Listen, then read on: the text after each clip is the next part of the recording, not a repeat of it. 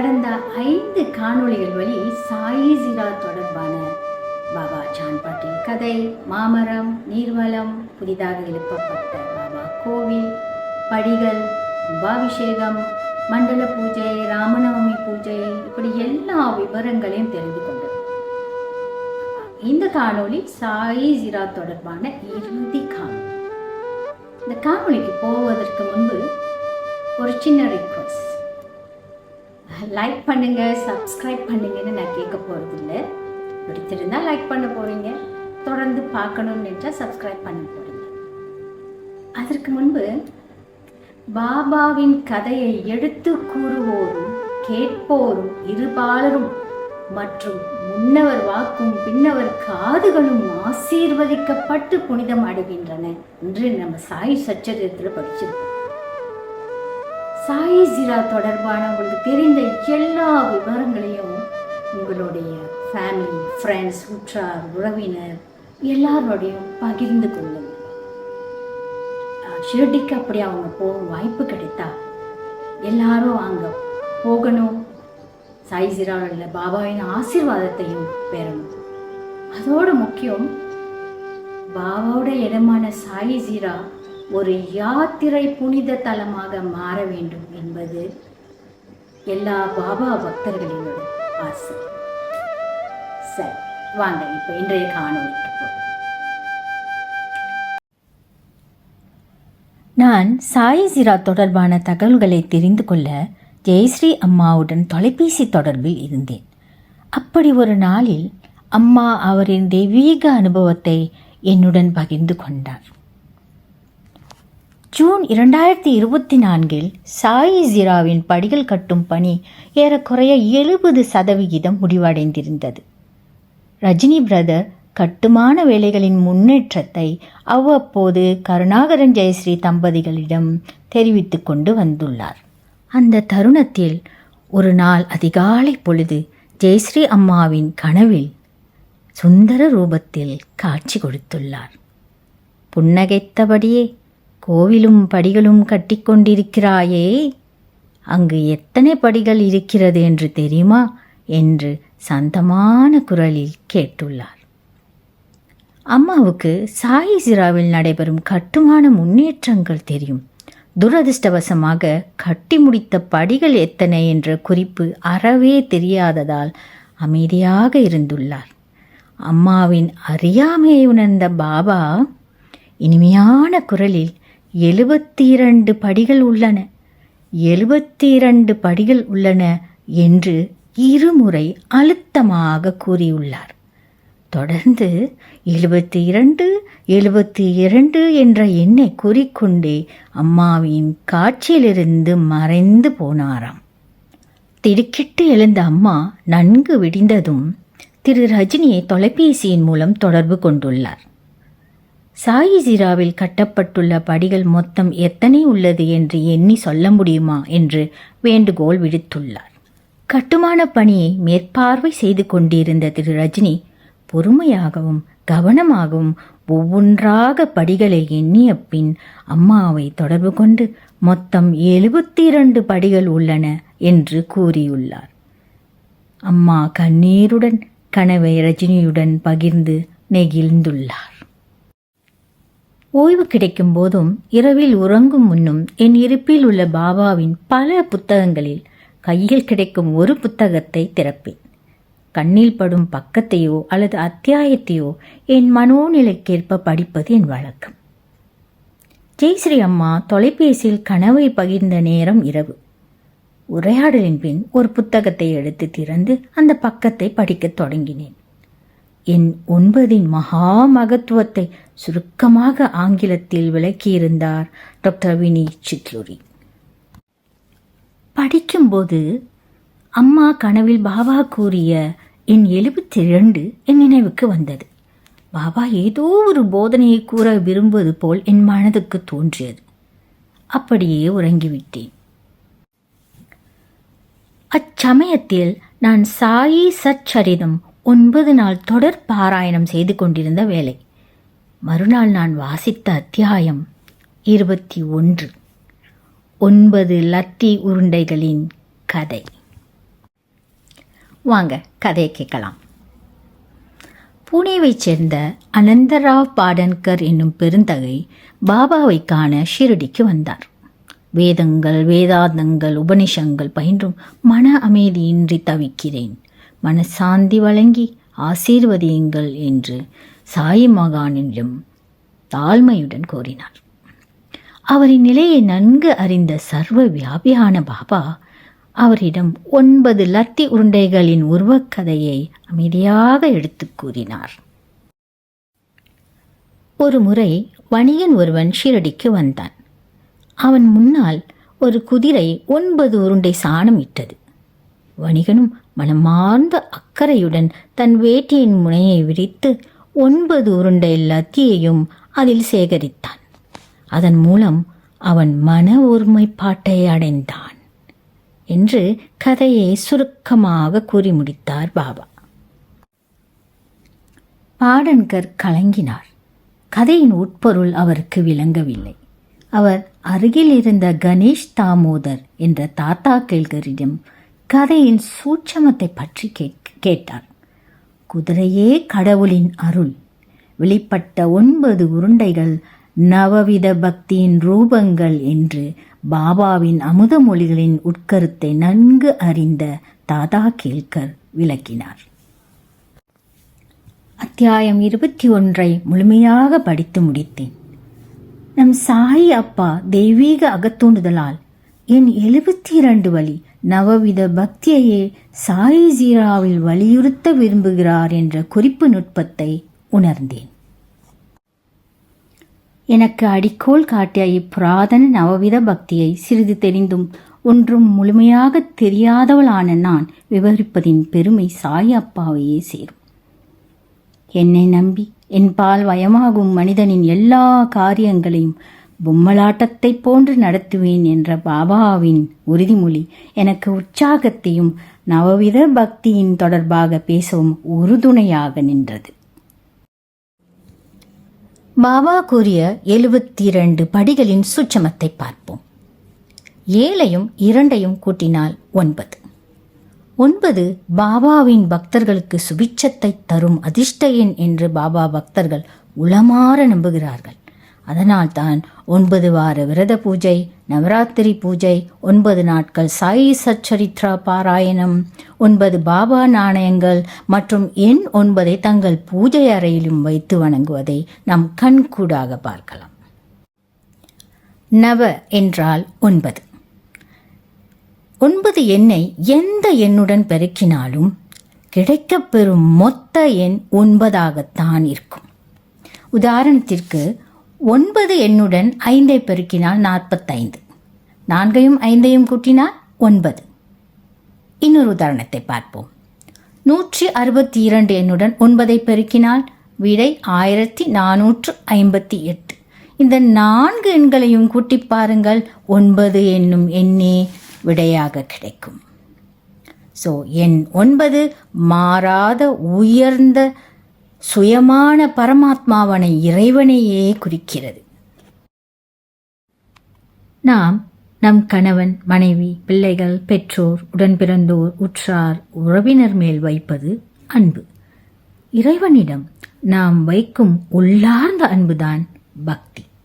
பக்தியின் மூலமாகத்தான் நாம் ஆன்மீகத்தின் உயர்நிலையை அடைய முடியும். பக்தியின் வழியில்தான் மனிதன் ஜனன மரணம் என்ற பிறவிக்கடலில் இருந்து கரையேறவே முடியும். இந்த பக்தியானது பலவிதமாக காணப்பட்டாலும் பகவத்கீதை, கம்பராமாயணம், சாயி சச்சரித்திரம் மற்றும் நம் முன்னோர்களினால் 9 விதமாக தொகுத்து கூறப்பட்டுள்ளது. இதுவே நவவித பக்தி, அதாவது 9 விதமான பக்தியாகும். நவவித பக்தியில் முதல் பக்தியாக கூறப்பட்டுள்ளது ஸ்ரவணம். இறைவனின் பெருமைகளை காதால் இடைவிடாமல் கேட்பது ஸ்ரவணம் என்னும் பக்தி முறையாகும். ஞானிகள், சாதுகள், குருமார்களின் வழி கடவுளின் மகிமை, பெருமை, கல்யாண குணங்கள், உபதேசங்களை கேட்பது மிகவும் சிறப்பு. அவ்வறிய வாய்ப்பு கிடைக்காதவர்கள் ஆன்மீக தொடர்பான அத்தனை தகவல்களையும் நம்முடனே ஒட்டித் திரியும் உற்ற நண்பன் மொபைல் போன், யூடியூப் ஆடியோ முறையிலும் கேட்டு தெரிந்து கொள்ளலாம். இன்று சிறியவர் முதல் முதியவர் வரை சினிமா போதை, சீரியல் போதை, நட்பு போதை, குட்டி போதை, புட்டி போதை என அடுக்கிக் கொண்டே போகும் பல போதைகளில் உருண்டு கொண்டிருக்கிறோம். இவற்றை கொஞ்சம் தவிர்த்து ஆன்மீக போதைக்குள் நம் கவனத்தை திருப்பி நன்மை அடையலாமே. நமக்கு கிடைக்கும் ஓய்வு நேரங்கள், வாகனம் ஓட்டும் சமயம், பெண்கள் வீட்டு வேலைகள், சமையல் செய்யும் போதும் சிவனின் பல்வேறு அவதாரங்கள், வடிவங்கள், திருவிளையாடல்கள், வரலாறு, வழிபடும் முறைகளை உள்ளடக்கிய சிவபுராணம் கேட்கலாம். மன நிம்மதி தரும் சுந்தரகாண்டம், பாவங்களை போக்கும் கருட புராணம், ஸ்ரீமத் பாகவதம், கம்பராமாயணம், சாயி சச்சரிதம் மற்றும் முக்தி அளிக்கும் சித்தர்களின் கதைகளையும் உபதேசங்களையும் கேட்கலாம். முதலில் புரியாதது போல் தோன்றும். பார்த்தா பிடிக்காது, பார்க்க பார்க்க பிடிக்கும் என்ற சினிமா வசனத்தைப் போல கேட்க கேட்க ஆழமான புரிதல் ஏற்படும். கடவுள் பால் ஒரு ஈர்ப்பு, ஆழங்காணா அன்பு, மனதில் ஒரு அமைதி, பூரிப்பு ஏற்படும். இவ்வுணர்வுகளே நம்மை ஆன்மீகத்தில் அடுத்த நிலைக்கு எடுத்துச் செல்லும். எனது கதைகள் கேட்கப்பட்டால் எல்லா நோய்களும் விலகும். எனது கதைகளை மரியாதையுடன் கேட்டு அவற்றை எண்ணி தியானம் செய்து கிரகித்துக் கொள்ளுங்கள். இதுவே மகிழ்ச்சிக்கும் திருப்திக்குமான மார்க்கமாகும். என் அடியவர்களின் வீண் பெருமையும் அகம்பாவமும் அற்றுவிடும். கேட்பவரின் மனம் அமைதிப்படும் என சாயி சச்சரிதத்தில் கொடுக்கப்பட்டுள்ள பாபாவின் பக்தி மார்க்கத்திற்கான உபதேசங்களை மனதிலும் நினைவிலும் நிறுத்தி அதற்கேற்ப செயல்பட வேண்டியது ஒவ்வொரு பாபா பக்தனின் கடமையாகும். நவவித பக்தியில் 2வது இடத்தை பிடித்துள்ளது கீர்த்தனம். பகவானை போற்றி துதி, ஸ்லோகம், பாட்டு போன்றவைகளை பாடுவதும் அவரின் பெருமைகளை பேசுவதும் கீர்த்தனம் பக்தியை குறிக்கிறது. இறைவனின் பெருமைகளை பாடல்களாக பாடுவது மனதிற்கும் உடலிற்கும் புத்துணர்ச்சியை கொடுக்கும். இசையுடன் பாடும்போது பகவான் குளிர்ந்து போவார். பாடலில் உள்ள ஒவ்வொரு வார்த்தையின் தன்மை சப்த பிரபஞ்ச மண்டலத்தில் அதற்கான அலைவரிசையில் குறிப்பிட்ட அதிர்வுகளை ஏற்படுத்தி பாடுபவருக்கும் கேட்பவருக்கும் முழு நிறை ஆசீர்வாதங்களை வழங்கும். என் லீலைகளை எவனாவது இசைப்பானாயின் அவனுக்கு எல்லையற்ற பேரின்பத்தை நல்கி என்றும் நிலைத்திருக்கும் மனநிறைவை அளிப்பேன் என்று நம் பாபாவும் பக்தர்களுக்கு உறுதி கொடுத்துள்ளார். அப்படி பாட முடியாதவர்கள் ஸ்ரவணம் பக்தியில் ஆன்மீக கதைகளையும் குருவின் உபதேசங்களையும் கேட்டு கற்று பயனடைந்த நாம் இந்நல்ல விஷயங்களை குடும்பத்தில் உள்ளவர்களுக்கும் நண்பர்களுக்கும் எடுத்துச் சொல்லி அதன் மூலம் அவர்களுக்கு பக்தி உணர்வை ஊட்டுவதும் கீர்த்தனம் பக்தியையே குறிக்கும். நாவால் சுத்தமாக தெளிவாக இறைவனின் நாமத்தை உச்சரிப்பது ஸ்மரணம் என்னும் 3வது பக்தி வழிபாடாகும். வழிபாட்டில் மிக மிக முக்கியத்துவம் வாய்ந்தது கடவுளின் நாமங்கள் அல்லது மந்திரங்களை உச்சரிப்பது. ஒவ்வொரு கடவுளுக்கும் ஒவ்வொரு வகையான மந்திரங்கள் உள்ளன. மந்திரங்கள் 7 கோடி உள்ளதாகவும் இதனை சித்தர்களாலும் மகான்களாலும் இறைவனிடம் இருந்து வரங்களாக பெற்றவை என்றும் பதிவு செய்யப்பட்டுள்ளது. நமக்கு பிடித்த கடவுளின் நாமத்தை தெரிந்து கொண்டு மீண்டும் மீண்டும் சொல்லும்போது முதலில் நம் மனம் திடப்படும். மந்திர ஒளிகள் இடையூறுகளையெல்லாம் விலக்கி நம்மை இனிய பாதைக்கு அழைத்துச் செல்லும். அது மட்டுமல்ல, நம்மை எல்லா பாவங்களில் இருந்தும் காப்பாற்றி பிறப்பு இறப்பு சூழலிலிருந்து விடுதலையாக்கும் சக்தி கொண்டது நாமங்கள். இதைவிட சுலபமான சாதனம் வேறு எதுவும் இல்லை. காலையில் எழும்போதே சிவசிவா என்று உச்சரித்துக் கொண்டே எழுங்கள். அன்றைய நாள் சிறப்பாக இருக்கும். ஒருவன் என் நாமத்தை அன்புடன் உச்சரிப்பானாகின் நான் அவனுடைய ஆசைகளை பூர்த்தி செய்து அவனுடைய பக்தியை அதிகப்படுத்துவேன் என்று நம் சாய் மகானின் மொழிகள் அனைவருக்கும் தெரிந்ததே. எந்த நேரத்தில் எந்த மந்திரங்கள் ஜபிக்க வேண்டும் என்பது அவர் விருப்பம். எந்த வரையறைகளும் வேண்டாம். முழு பக்தியுடன் தூய மனதுடன் சரியாக உச்சரிப்பதுதான் முக்கியம். உங்களுக்கு பிடித்த நாமங்களை ஜபித்து உங்கள் மனதை திட்டமாக வைத்துக் கொள்ளுங்கள். மகாத்மா காந்தி துப்பாக்கி சூடு பட்டதும் ராம் என்று உரக்க உச்சரித்தாராம். இறக்கும் தருவாயில் எதை சொல்கிறானோ அல்லது நினைக்கிறானோ அங்கேதான் செல்வான் என்று நமது சாஸ்திரங்கள் கூறுகின்றன. ஒவ்வொரு கடவுளின் நாமங்களுக்கும் அவ்வளவு சக்திகள் உள்ளன. ராமநாமம் சொல்லுமிடம் நோக்கி அனுமன் வருவாராம். இவர் சிவன் அம்சமாக சிவனும் அங்கே வருவாராம். அதைக் கண்டு அம்பாலும் அங்கே வருவாராம். அம்பாள் வந்துவிட அவருடைய குழந்தைகள் விநாயகனும் முருகனும் கூடவே வருவார்களாம். சிவ குடும்பத்தில் உள்ள இடத்தில் மங்களம் நிரம்பும். ஆகவே மகாலட்சுமியும் வந்துவிடுவாராம். மகாலட்சுமி வந்தால் பின் மகாவிஷ்ணுவும் பின்தொடர்ந்தே வந்து விடுவாராம். இப்படி எல்லா தெய்வங்களும் வர சந்தோஷம் வராமல் போகுமா என்ன? அதனால் தான் ராமநாமம் சொல்ல வேண்டும் என்று நான் சொல்லவில்லை, காஞ்சி மகா பெரியவர் சொல்லியிருக்கிறார். இன்னொரு உதாரணத்தை பார்க்கலாம். ஞானி யுக்தேஸ்வர்கிரியிடம் ராமு என்ற ஒரு கண் தெரியாத சீடன் அவருக்கு சேவைகள் செய்து வந்துள்ளான். அவனுடன் இருந்த மற்ற சீடர்கள் ராமுவின் மேல் பரிதாபப்பட்டு குருவிடம் ராமுவுக்கு பார்வை தந்தருளும்படி கேட்டுள்ளனர். ராமநாமத்தை இடைவிடாது 7 நாட்கள் ஜபித்து வா என்றாராம் சாது யுக்தேஸ்வர்கிரி. நம்பிக்கையுடனும் பொறுமையுடனும் நாமத்தை இடைவிடாது உச்சரித்தான். 5வது நாள் மங்களான பார்வையை பெற்றான். 7வது நாள் முழு பார்வையும் பெற்றான். ராமநாமத்திற்கு அவ்வளவு சக்தி.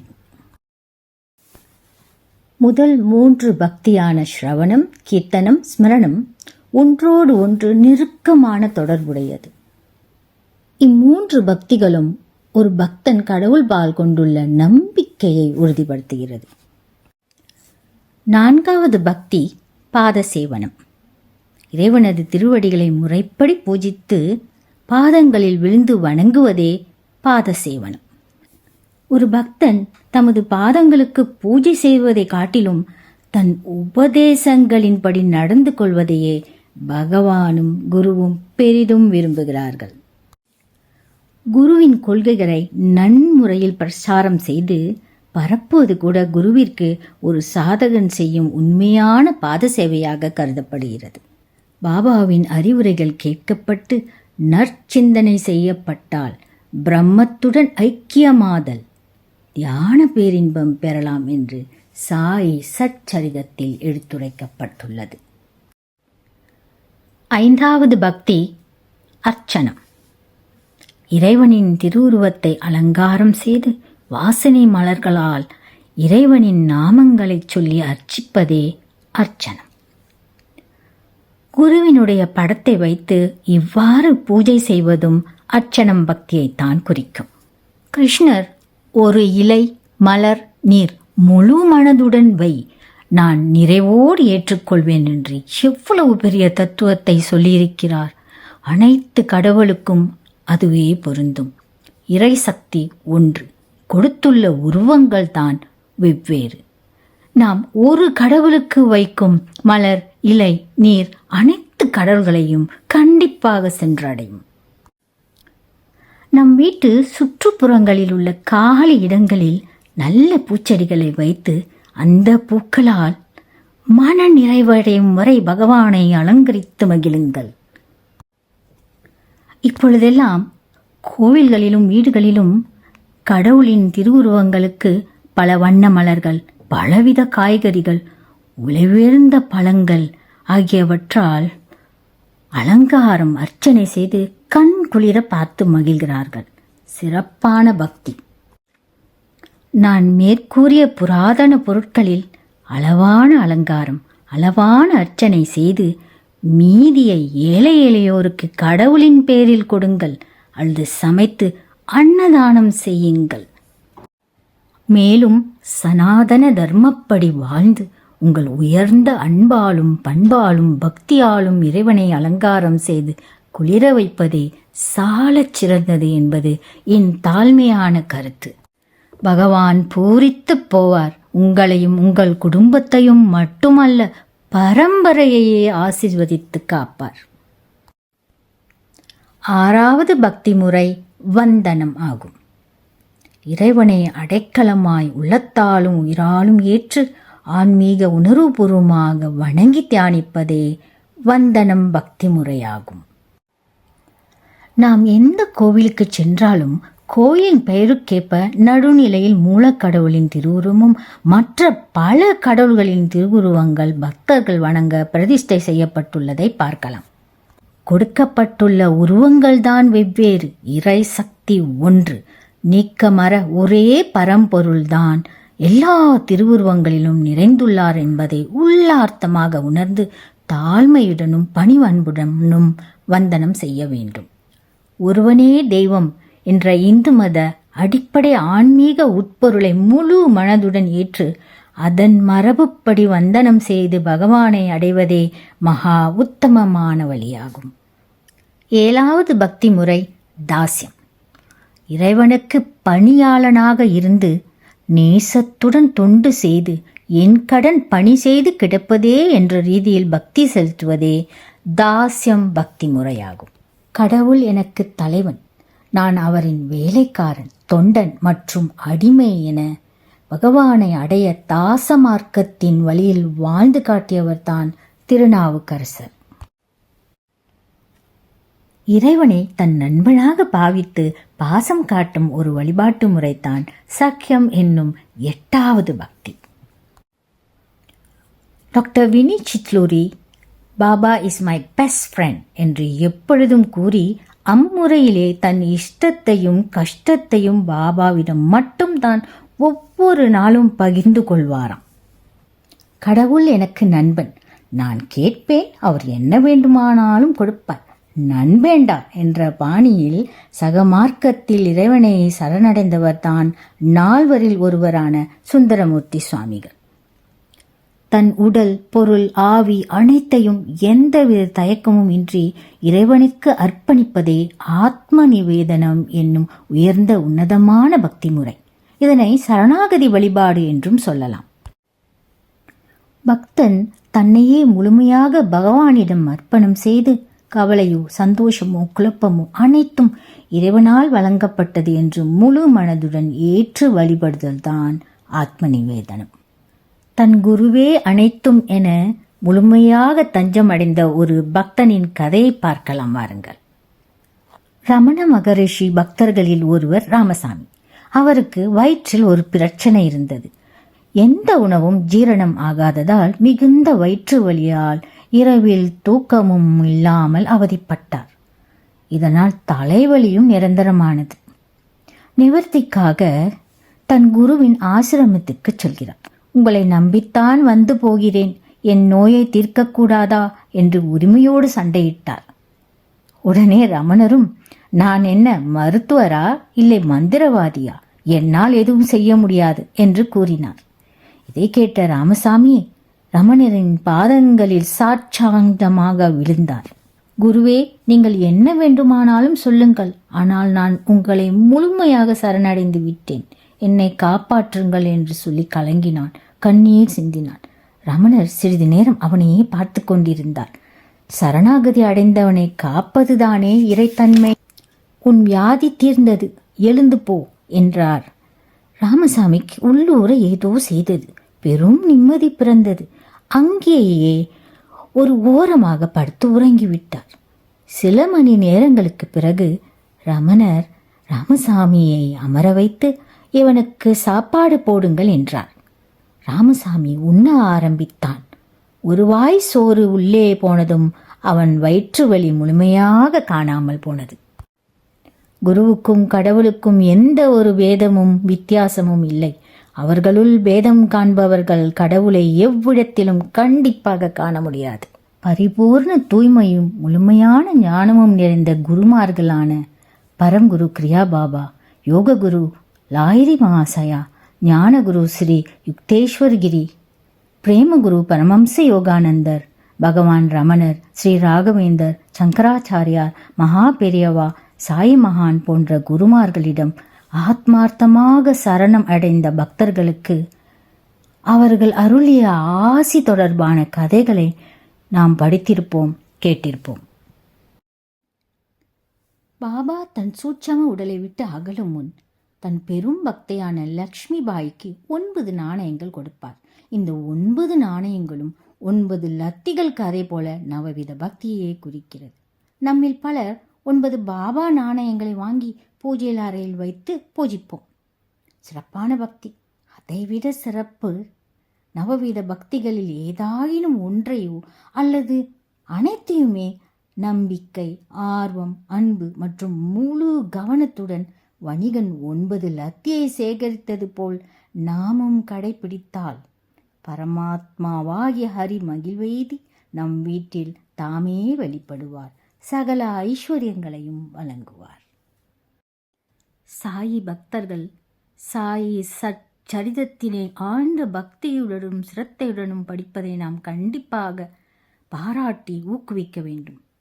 சச்சரிதம் வாசிப்பது எவ்வளவு முக்கியமோ அதைவிட முக்கியம் பாபாவின் போதனைகள், உபதேசங்கள், அறிவுரைகள், ஆணைகளுக்கு கீழ்ப்பணிந்து நம் தினசரி வாழ்வில் கடைபிடிப்பதே ஆகும். சான் பாட்டிலின் வேண்டுதலுக்கு இணங்க பாபா டூக்கெடா கிராமம் செல்வார். வாங்க நாமளும் பாபாவை பின்தொடர்ந்து டூக்கெடா கிராமம் சென்று பாபா அமர்ந்த வேப்பமரம், பாபா குளித்த நதி, பாபா அமர்ந்த சான் பாட்டிலின் வீடு, சான் பாட்டிலின் சமாதி, டூக்கெடாவில் எழுப்பப்பட்டுள்ள மந்திரில் நடந்த அதிசயங்களை பற்றி அடுத்த வாரம் தெரிந்து கொள்ளலாம். இதுவரை ஓம் சாய்.